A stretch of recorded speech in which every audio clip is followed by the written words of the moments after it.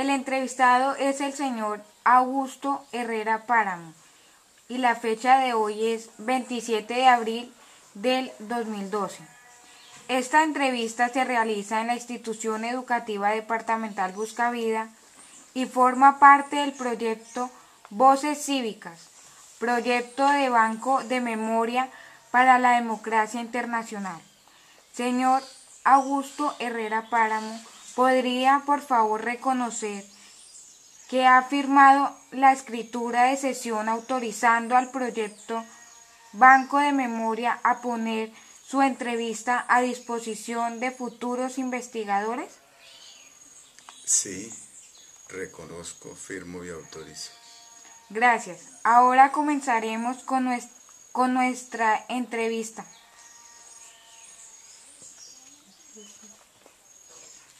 Don Augusto, ¿qué recuerda usted de su infancia? Pues, a ver. Procedo de una familia humilde, pobre, en cuanto a mi niñez. Familia numerosa porque somos 12 hermanos. Y por nuestra época no se tenían los estímulos que hoy tienen a nivel nacional. Nos había refrigerios escolares, no había lo que era absolutamente nada. Y en el sistema educativo teníamos que andar una buena distancia para trasladarnos a una vereda que se llama La Reforma. Eso, si corríamos echábamos 20 minutos, si no íbamos despacio echamos la hora. Y era en 2 jornadas, mañana y tarde.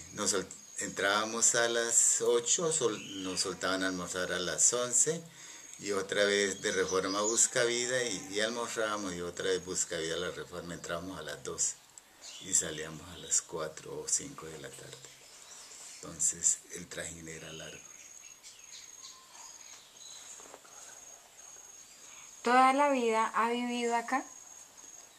La mayor parte, nunca he abandonado mi región, aunque por cuestiones laborales me he desplazado a la parte urbana en la cual trabajé más de 20 años y en ese trajín, pero los fines de semana siempre los pasaba acá. ¿Y en qué trabajaba? Trabajé como tesorero municipal durante 5 años. Luego de ahí estuve de secretario de la alcaldía, tiempo corto, 10 meses, y de ahí pasé al juzgado promiscuo municipal de Nariño, en el cual terminé. Ahí trabajé 18 años y tesorero municipal 5 años, y de ahí a lo que se terminó el juzgado por baja carga laboral, fui a terminar a Biota. Allá estuve de secretario del juzgado de allá. ¿Cuánto tiempo duró en Biota? 2 años. ¿Estuvo a gusto? En cuanto a mi nombre, no, porque, es decir, Biota impacta a la primera vista. Pueblo bonito, me gustó, viviendas nuevas, la mayoría de 2 pisos, bonito, calles pavimentadas, pero en la época me tocó, fue en lo fuerte de la guerrilla, de la violencia.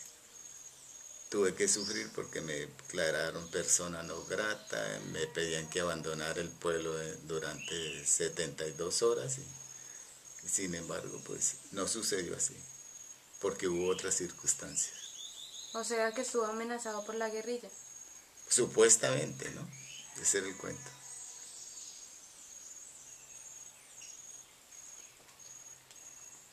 ¿Por qué? ¿Qué por qué? Porque hubo intereses personales, hubo una señora que tenía una hija y quería que se la nombraran en el juzgado, entonces se valieron con el cuento de amenaza a la guerrilla y como ya yo era el de más edad y estaba ya en términos de pensión, entonces pedían que yo renunciara, que dejara el pueblo para ver si le podían nombrar la hija a ella. Más eso no ocurrió. Sí tuve que renunciar y todo eso, pero en la actualidad, en la, en la actualidad no fue así porque nunca la nombraron. ¿Es un hombre casado?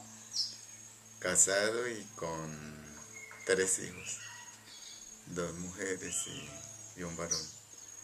De las hijas hay una ya profesional con título universitario, otra hizo una tecnología y el hijo que le decimos Manolo está listo para ingresar a la Fuerza Aérea. ¿Hace cuánto vive con su mujer? 27 años, ¿Es feliz con ella? bastante. ¿Usted pensaba tener esos 3 hijos o quería tener más o quería tener menos? Quería tener más, pero la situación económica no, me di cuenta de que eso era un error en razón al estado de la familia mía que fue numerosa y lo que yo tuve que sufrir, dije no tanto hijo, porque para ir a criar resentidos, insatisfechos, sin darle todo lo necesario, entonces no, renuncié a esa idea de tener más, hacer tener más. ¿Cómo fue su vida como funcionario? Pues lo que más sufrí, tuve que amoldarme fue cuando estuve allí en el pueblo de Tesorero, por lo que iba del campo. Entonces allí siempre de un comienzo había un menosprecio hacia la gente que habitamos el campo. Nos trataban despectivamente y yo no soportaba eso y entonces los afrenté y entonces ya decían a lo último que conmigo era cosa aparte. Pero afortunadamente no renuncié al hecho de ser campesino, no sentí vergüenza por ello. Mejor dicho, me sentía a gusto y sacaba pecho. Entonces,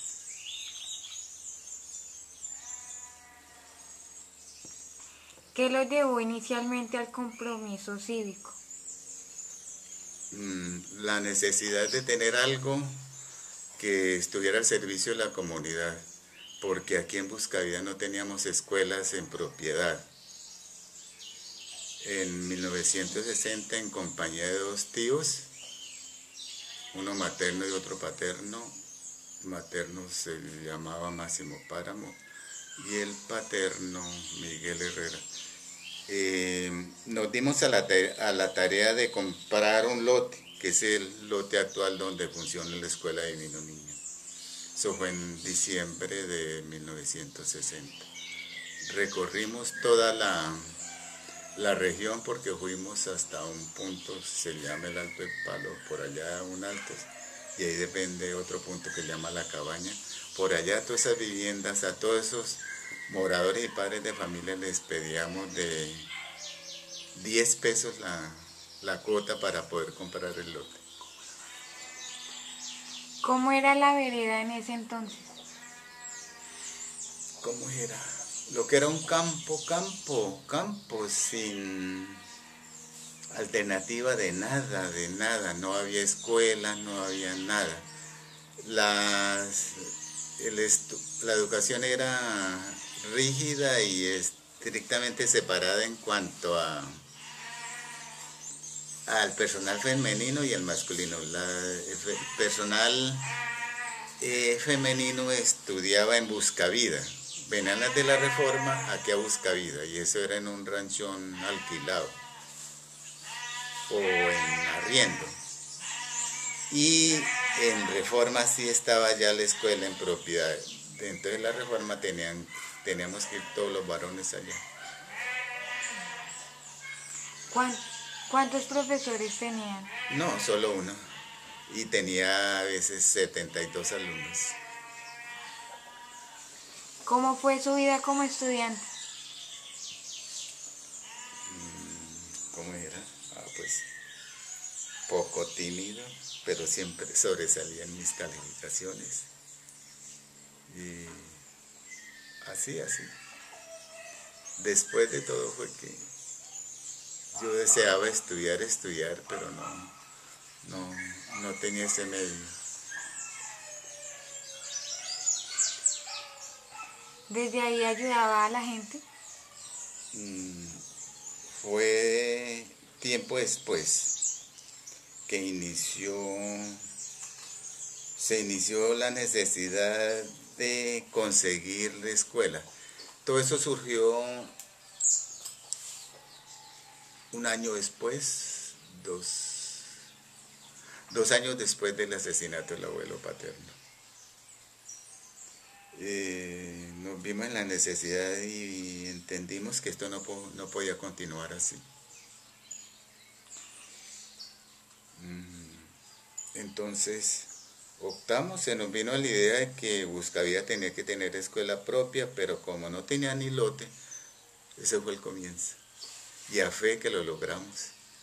Se reunió la plata y se la entregamos al municipio para que el municipio legalizara escrituras. ¿Cuánto le costó el lote, don Augusto? Eran 2.000 pesos. En ese entonces, ¿cuánto eran 2.000 pesos? Más de 2 millones. ¿Quién o qué lo inspiró a realizar acciones para iniciar su lucha o compromiso? ¿Cómo dijera? Esos son dones que nacen con uno. Y uno a través de la necesidad, el afán de superarse y de verse uno como rivalizado por los del pueblo, entonces uno entra, toma conciencia de eso y la misión de nosotros fue no dejarnos humillar. ¿Qué logró mediante su activismo? A ver, como actividades se trabajó en 3 frentes. Primero sobre la educación, porque así como dije inicialmente, no había escuela, Buscavía no tiene escuela propia, compramos el lote. Resultó después que la licorera de Cundinamarca donaba escuelas, pero que había que aportar el lote y era de 1 hectárea, porque desde entonces tenían la idea de las huertas escolares.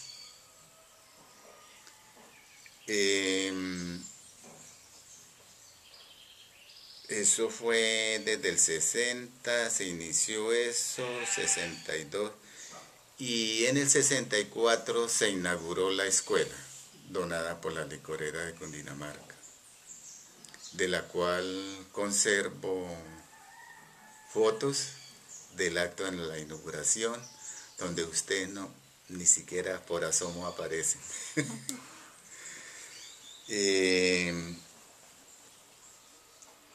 Y en esa, como vino personajes, el gerente de la licorera, vinieron políticos y hicimos una solicitud para la escuela de las de Guataquí, que es todavía esa parte que no se ha modernizado, no se ha tumbado y es ahí.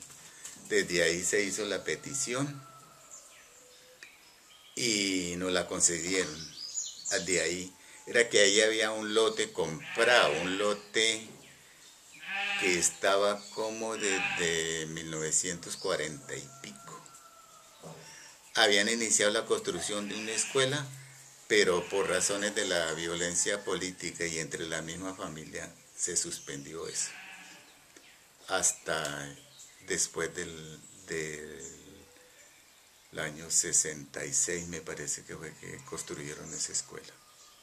Porque vieron la necesidad de construir la otra escuela en el municipio de Guataquí. Por la necesidad, simplemente por ver de que no había escuela propia, sino era arriendo en esos ranchones. Esa era la primera que en Buscavía, era en arriendo. El dueño de eso se llamaba Ángel María Garzón. Luego después se suspendió ese arriendo y fueron a dar hasta por allá a la entrada de la Reforma, donde una señora María Carranza, por allá funcionó como escuela en un rancho arrendado también, que era una casa larga, y también fue por ahí. Entonces se sintió la necesidad de que Buscavía tuviera escuelas propias. Así fue que se hizo. ¿En qué otro frente trabajaron? Bueno, eso fue lo primero. En lo segundo, se trabajó sobre lo de la carretera y al mismo tiempo también sobre la electrificación y luego después lo del acueducto. Vamos a hablar sobre lo de la carretera. La carretera, habían pasado como unas 10 comisiones de topografía que nos decían que para la carretera Nariño, Buscavida, Los Escaños hay tanta partida, pero lo único que se veía era que no, la comisión de topografía y más nunca definieron eso. Al fin de tanta vana esperanza, tanta promesa, entonces apareció el cuento de caminos vecinales. Y también siempre por los políticos, el nombre de Buscavida fue sometida a concurso entre 900 y salió favorecido, pero por el sistema de pico y pala. El comienzo, la parte baja, toda esa roca se hizo fue a pico y pala, no fue con bulldozer. Y eso lo hicimos los de Buscavida que teníamos interés. De la parte de aquí alta ellos pedían era que bulldozer, dijeron bulldozer no hay. Por eso es que más se demora por allá. Pero ahora sí le están metiendo y la vía está bastante mejorada. Ya está más mejorada la parte alta que aquí a la parte baja. Eso en cuanto a la carretera. La electrificación surgió también por el hecho de actualizarnos, nos motivó la televisión, porque cuando había boxeo, toda la juventud de la época se trasladaba a Nariño a ver el boxeo. Entonces dijo, no, pues se pensó en algo, en la electrificación. Pero todo ha sido por iniciativa de la misma comunidad, porque se ha sentido la necesidad, no que nos lo han venido a ofrecer. Todo ha sido es por iniciativa de nosotros mismos. La electrificación pues se aprovechó que por la época las juntas de acción comunal les destinaban auxilios. También se conservan fotos cuando se montó sobre esos cerros, esos postes largos. Nos le acomodábamos a cada poste hasta 16 personas, eso parecíamos hormigas, así todo eso. Eso hay fotos que se conserva el hecho. Bueno, se hizo así y siempre, no sé, siempre surge la oposición. Querían hacernos echar atrás todo el trabajo que se había hecho porque hubo un señor que quería que le electrificaran una finca por allí. Él era o fue concejal, pero entonces ya se puso al servicio no de la comunidad, sino al dueño de la finca, que era don Mario Morales, y quería que eso pasara por ahí, esa red. Mientras que el tío mío luchó y se fue con el mismo ingeniero, le dio almuerzo, todo le llevó por allá, le subió y definieron el trazado, fue por ahí. Y por allá montamos esos postes. Aunque tiempo después vino un contrato redondo y se aprovecharon del trabajo, pero nosotros lo que queríamos era un resultado, que se viera la luz. Y la luz llegó. Llegó aquí en el 89. Ay, no, 89, 79 me parece. 89.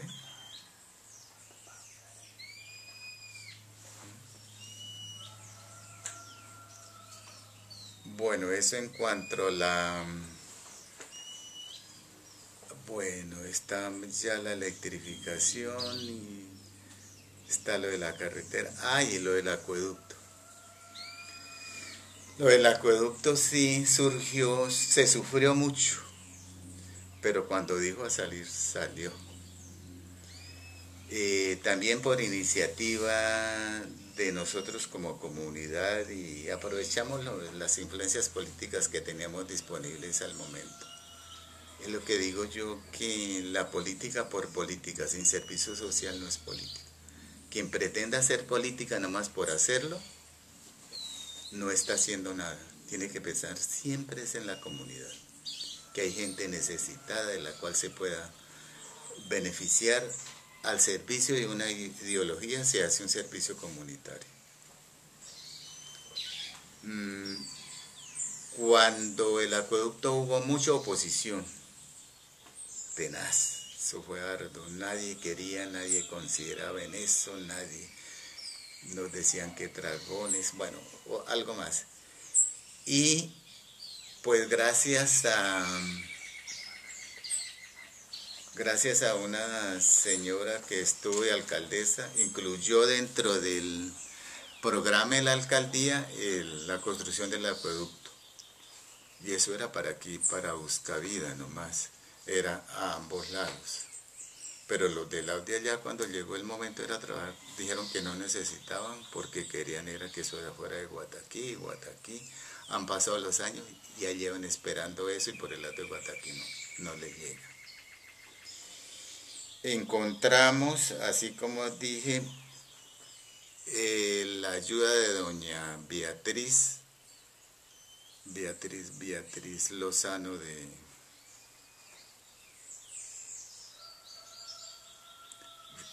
Rodríguez, que la incluyó dentro del plan de gobierno de ella y luchó hasta donde pudo, a ver si con los recursos del municipio podía. Entonces no pudo realizarlo, por lo que el municipio no tenía capacidad de endeudamiento. Entonces ella, con el interés y todo, pues entonces acudió al departamento, encontró auxilio del gobernador, secretario de Obras Públicas y de un diputado. Entonces, para la realización de esa obra. Y pues logró el hecho y para bien de que yo estuviera de presidente de la Junta, así fue que se aportó ese lote.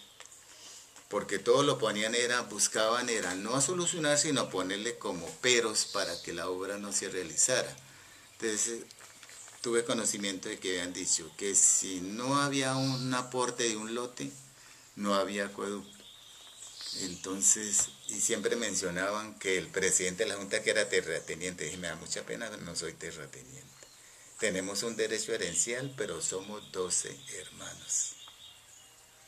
Y para tomar un concepto favorable, para que todo sea, lo veo como imposible, pero sin embargo no hay nada imposible. Yo me comuniqué con ellos, les planteé la situación, cómo era, lo que se pensaba y todo eso. Entonces yo les dije que me autorizaran, pero a la vez les dije que si me autorizaban lo hicieran con firma autenticada ante notaría, para que después no fueran a decir que no lo habían hecho, que dije yo lo hice por escrito. Así fue, y así fue que se aportó ese lote y hubo el acueducto. ¿Cuánto tiempo duró por poner el agua acá en Buscavida? No, desde que se inició lo del acueducto, eso, pues la demora fue que lo terminaran. Y luego hicieron el ensayo y se vio que sí funcionaba. Así fue. ¿Considera usted esos logros como una rebeldía? Pues como una rebeldía en razón a que sentíamos la necesidad. Mire, en el acueducto es que yo me causaba tristeza, amargura y dolor ver a la mamá de uno, las hermanas, las tías, todas estas señoras que tenían que madrugar y dirigirse al río a ir a lavar y todo eso. Llegaban allá y el agua no estaba apta todas las veces en condiciones de una vez llegar y vamos a lavar. Una vez estaba creciendo, ni el agua estaba firme porque si no esto iba subiendo, si estaba creciendo tenía que movilizarse. Otras veces era lo contrario, iba bajando, iba bajando. Entonces, y muchas veces llovía en el día y tenían esas pobres señoras, pero señoras, señoritas, sea la que vean,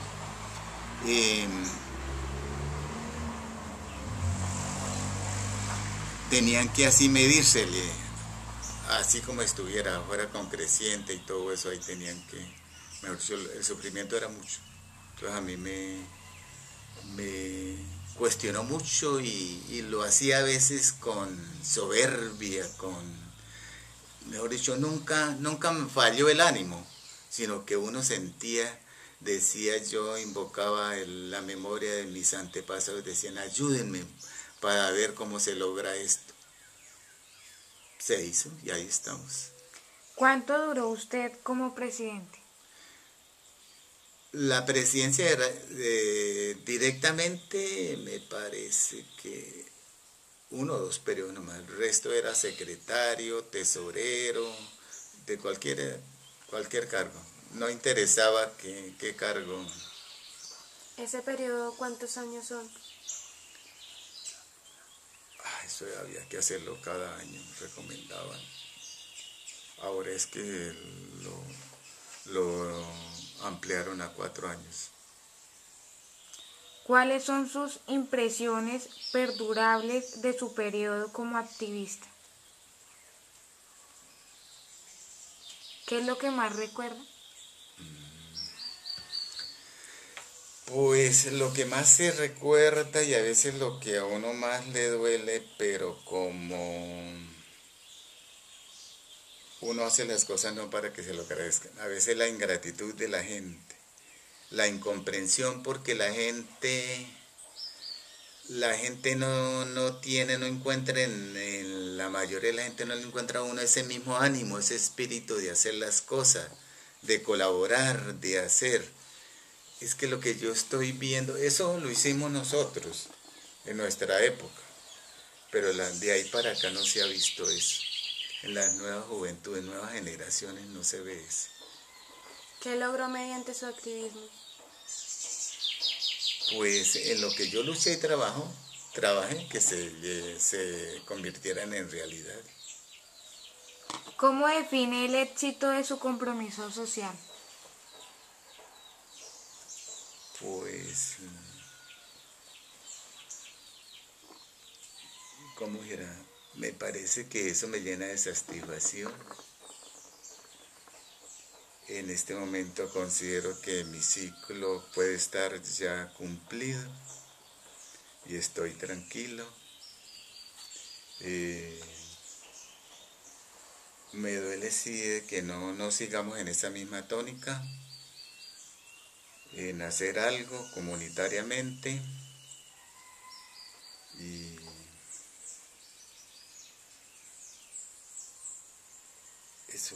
eso me llena de satisfacción. Lo que yo entiendo para mí mismo, que mi tránsito por este mundo, por esta vereda no fue perdido. ¿Cómo cambia su vida la elección de involucrarse en ese movimiento de trabajar? ¿Cómo dijera? Pues por el amor a la vereda, porque yo nunca, a pesar de estar trabajando en el pueblo y ocupar un puesto administrativo o algo así, nunca me creí más que los demás, sino siempre en el mismo plano. Porque el deseo de uno era de servir, no como para uno sentirse grande, elevarse, decir más que los demás, no. Ni a una hora, a sabiendas de que tengo conocimiento en derecho penal y derecho civil y administrativo y todo, nunca me la doy. Don Augusto, ¿y usted cuando fue presidente de la Junta, usted dijo, yo quiero ser, o dijo, comunidad, ustedes me apoyan para poder ser presidente de la Junta? Bonita su pregunta porque no, yo nunca dije quiere ser, sino que lo que pasaba era que eso era en solo lista, eso no estaba reglamentado como lo está ahora, que tiene que ser por planchas y todo, y las planchas tienen que estar escritas 8 días antes, dan plazo hasta el jueves siguiente de eso para reformarlas si algún quieren cambiar. No, eso era por lista, votación nombre por nombre, y desde que siempre se escribiera mi nombre, eso decían, ah, no, se metió fulano, ese ya es el ganador, ese ya, entonces, pero eso era la gente, yo no imponía nada ni exigía. Muchas veces decían, no, yo no quiero, no, denle el turno a otro, pero a veces había que hacerlo porque tampoco se podía elegir por elegir. ¿Qué principios diría que estaba luchando?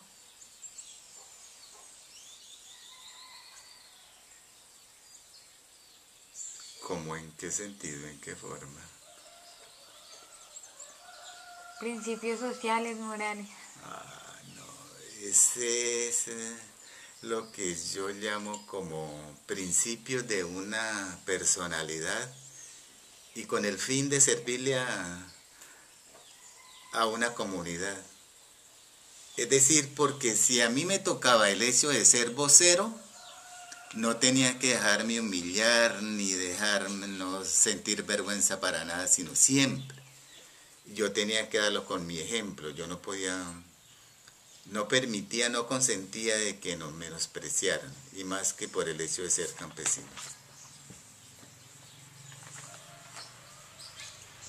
Por lo menos al comienzo cuando fui al pueblo nos decían que aguas saladas, porque tomamos agua, dije agua salada, pero limpia, brotada de roca. Y dije, miren ustedes, lo del río, cuánta suciedad, cuánto mugre reciben.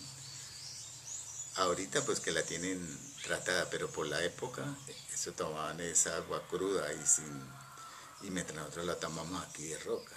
Era un poco salobre, eso era simple, no es que sea salada, no, simple. Entonces, y ahí yo los silenciaba con eso nomás. ¿Qué consejo le daría a los jóvenes sobre el compromiso cívico? Sobre todo que se tome conciencia de las necesidades y que se hagan un propósito para hacer algo, no de fallecer. Porque cuando uno quiere hacer algo no falta quien se oponga y sobre todo la maledicencia, las malas lenguas. Siempre que hacíamos algo para recolectar dinero, para hacer algo, entonces decían, ah, no, eso es que no tienen para la carne. Si lo veían a uno con una camisa nueva, mire, ¿a dónde fue a dar lo que yo le di? Entonces, eso ya debe entenderlo en cuenta, o debe tenerlo uno en cuenta de que esas personas las hay. Y si les toca nacer y morir 7 veces, vuelven y nacen con la misma. Entonces no cambia. Entonces así también debe ser uno, no cambiar. ¿Hay algo de su historia que no le haya preguntado, pero que se le gustaría agregar? Ahorita que se me vino fue lo de, y realmente lo que sí vi trabajar con amor y que hicimos verdadera comunidad fue cuando el teléfono, cuando Telecom. Ahí sí, todos trabajamos, todos aportamos, y ahí sí era con berraquera. Me daba gusto ver a esos pequeñitos que ahora ya son señores, cómo trabajaban, cómo impulsaban y decían. Y entonces hubo una media disputa con los de la reforma porque ellos pensaban era colocar un solo teléfono era para todos y que los de Buscavía fuéramos allá. Entonces ahí se dijo, no, ¿cómo va a ser posible? Si trabajamos somos los que más trabajamos. Entonces, ¿cómo va a ser posible? Aquí tienen que dejarnos un teléfono. Ya así fue que quedó, se hizo la petición y entonces ya no tenemos que ir a la reforma sino ahí. Solo que ahora pues, ya por la tecnología, el celular ya a mano en el bolsillo, pues ya lo de Telecom quedó a un lado. ¿Cómo le gustaría que lo recordaran en la historia?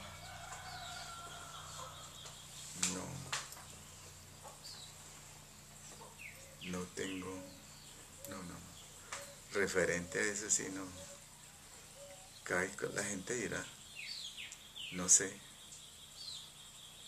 Aunque sí tengo en cuenta de que he hecho todo eso y por la comunidad, no sé si me da poco o nada que si lo agradezcan o no lo tienen en cuenta, pero hay que tener en cuenta de que aquí lo que sí ha hecho es por iniciativa de la comunidad. No nos lo han venido a ofrecer, no lo han venido a dar. Solo una cosa que es así, ese detalle sí me gusta, que no fue iniciativa de la comunidad, lo del colegio. Eso sí se le debe agradecer al profesor Orlando Niño, que vino con sus ideas y todo eso, y la administración municipal o municipales de Guataquí que ayudaron e impulsaron. Luego del profesor Orlando, la acción bienhechora de doña Emilda. Para nosotros fue bendita y fue afortunada porque yo creo que a eso se le debe la presencia de ustedes también aquí, por tener un colegio propio. Que también eso, que ahí sí se dice, queda tan cerca, tan fácil, y la acción del gobierno llega directamente. No tenemos que ir al pueblo a mendigarlo, sino nos llega aquí directamente. ¿Lo gestionan o lo gestionamos o lo gestionan ustedes mismos?